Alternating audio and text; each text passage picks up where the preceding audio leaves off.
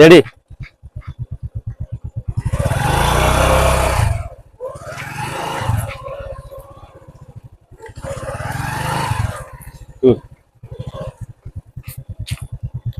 আসসালামু আলাইকুম।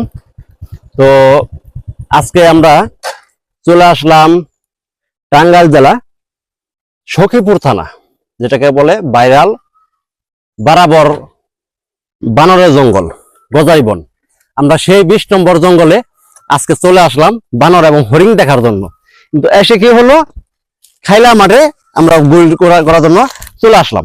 আসলে দেখেন, খাইলা জঙ্গল, খাইলা মাঠ, আমরা এখানে আছে গোল দিব।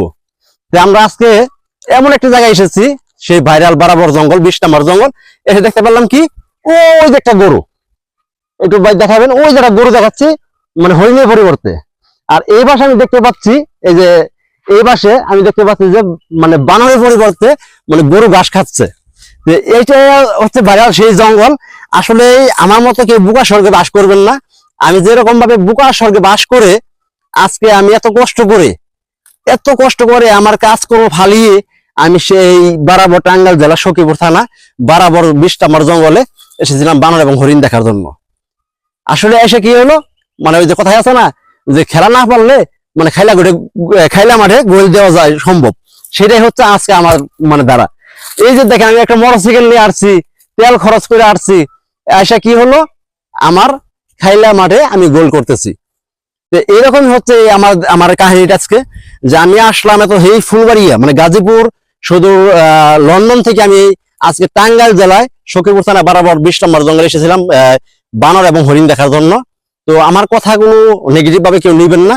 আসলে আমি এখানে এসেছি যে অনেকেই বলে যে এখানে নাকি অনেক হরিণ, বানর, অনেক সাপ বিচ্ছু আছে। তো এখানে নাকি পাহারাদারও ছিল, কিন্তু এখন আমি কাউকে দেখতে পাচ্ছি না, যেহেতু দুপুর টাইম, হয়তো তারা রেস্টে আছে। তো আমার মনে হচ্ছে যে ওই যারা গার্ড আছে, মানে ওই গার্ডের সাথে সাথে মনে হয় যে আপনার ওই পশু পাখিগুলো মানে রেস্টে চলে গেছে অন্য জায়গায়।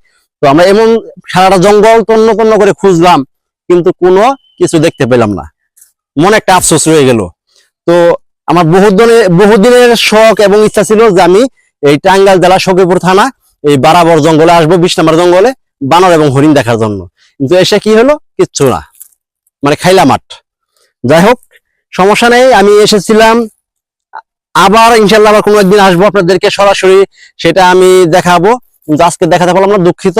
আপনাদের কি দেখাইলাম, বানর এবং হরিণের পরিবর্তে আমি দেশি একটা হাড্ডিওয়ালা গরু দেখাইলাম আপনাদের। যাই হোক, আমি এসেছি এখানে ভাইরাল হওয়ার জন্য, আমি ভাইরাল হয়ে গেলাম।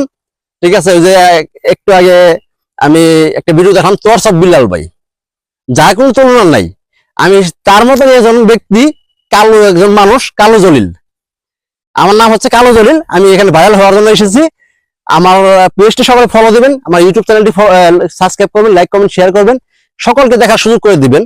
তো যাই হোক, আমি এখানে এসেছিলাম যা দেখার জন্য আমার ইচ্ছা ছিল, কিন্তু আমার ইচ্ছাটা পূরণ হয়নি, ভবিষ্যতে হবে ইনশাল্লাহ। আমি এখানে ভাইরাল হওয়ার জন্য এসেছি, আমি ভাইরাল হয়ে গেছি। আমি এখানে যা দেখা আমি দেখেছি। তো পরবর্তী সময়ে ভাই আপনাদের বন্ধুরা আপনাদের আমি কি সব দেখাবো ইনশাল্লাহ। আমি চেষ্টা করব যে এই জঙ্গলে কি আছে না আছে আমি আপনাদের দেখাবো, এই জঙ্গল থেকে আমি দেখাবো। তো আমি এই জঙ্গলটা সারাটা জঙ্গল এটা আমি পুরাতন খুঁজলাম হরিণ এবং বানর, কিন্তু আমি কোনো কিছু দেখতে পেলাম না। এটা আমার মনে আফসোস না, মনে একটা দুঃখ রয়ে গেল।